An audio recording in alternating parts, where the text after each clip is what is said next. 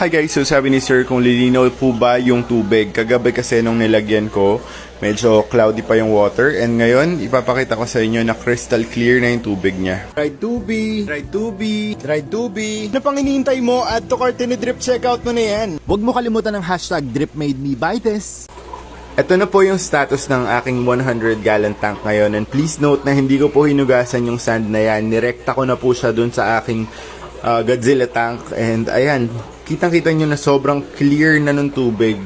Meron lang akong isang nilagay. Ano to? Secret formula na papaklear ng tubig natin.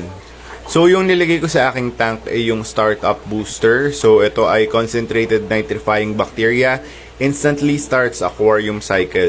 So, para saan ba to? It helps prevent fish loss, contains live nitrifying bacteria, instantly starts the natural aquarium cycle, allows instant addition of fish on the new tank. So ito ata pwede na natin lagyan ng isda since nalagyan ko na siya ng startup booster. Mag-test fish kaya tayo. Gusto nyo ba guys? Sabi rin dito, it converts yung ammonia into nitrites then into nitrates. Pwede ito for freshwater and saltwater aquariums. Contains proteins, vitamins, and ayan, para daw pampag-groom ng mga fishes. So concentrated to, konti lang yung kailangan nyo pag maglalagay kayo. Startup booster siya. Ito yung other alternative na ginamit ko for dati 'di ba naka-Optima ako. Ngayon ito na yung ginagamit ko. So nilagyan ko lang siya ng few drops kagabi dito. Ayan sa filter. Naglagay din ako sa loob. Sobrang cloudy ng tubig ko last night. Kagabi lang yun guys. Kitang-kita niyo naman dun sa previous video ko.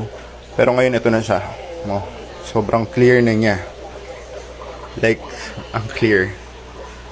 I'll let you guys be the judge dun sa level ng clarity ng tubig natin ngayon. So, ito lang po yung secret dun.